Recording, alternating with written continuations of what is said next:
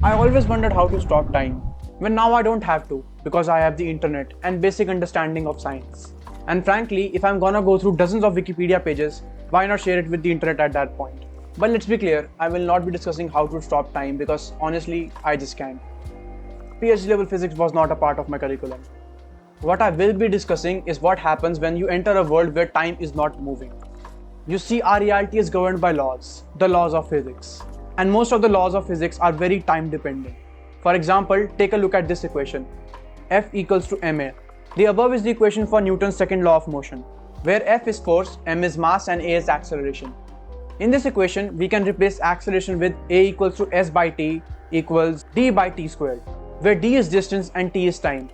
So the above equation becomes F equals m into d by t squared. Let's input some values. Since time is frozen, t is effectively 0. F equals to m into d by 0 squared, which is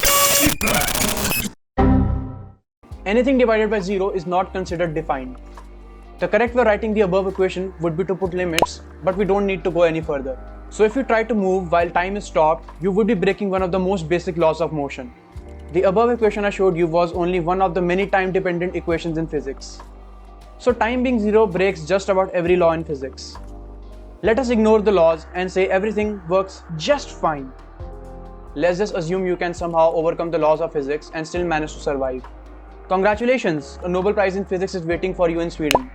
Now that you have achieved the impossible,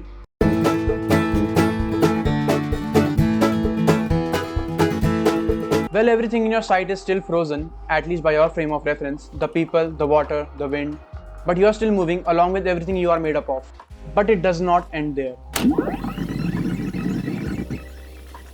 Well, everything in your sight is still frozen, at least by your frame of reference, the people, the water, the wind. Yeah. Wind ain't moving. And if wind ain't moving, you ain't breathing. But that's the least of your issues. Everything except you is frozen in time, including the photons that make up the light that falls on your retina and enables you to see. Oh my god! Wow! Speaking about the frozen world, you know this bad boy? Yeah, this is the second law of thermodynamics. In layman's term, the flow of heat. You don't have to worry about it for too long, because you will probably freeze to death before you realize it. Remember that the only thing that can move is your body and everything it's made up of. That includes the infrared radiation your body is radiating. Normally the amount of heat you radiate in infrared radiation you get back from the environment. But everything in your environment is frozen in time, meaning you will probably freeze to death. Okay, let's just make everything work like normal in the frozen world. You can see clearly, breathe freely and still get heat from the environment. Before we jump on to the final and most crucial error of stopping time, let's go to some famous fictional characters who can stop time.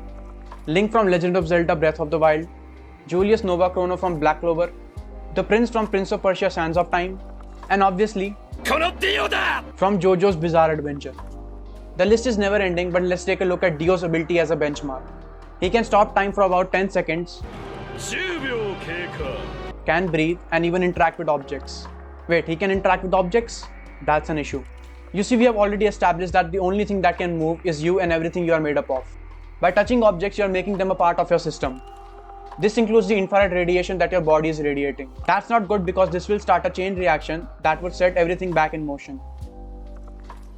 And if you think you can still enjoy a brief stay in the frozen world before it's back to normal, think again. The light around you can also move because it allows you to see. And light is known for two things. First, light is fast, and second, it likes to bounce around. Before you even realize time is frozen, it will be back in motion. So, the moral of the story, you're better off trying to slow time because that way at least you're backed up by the special theory of relativity and a thumbs up by Einstein. Well, that will be the end of your time-stopping adventures. See you in the next video. Thanks for watching.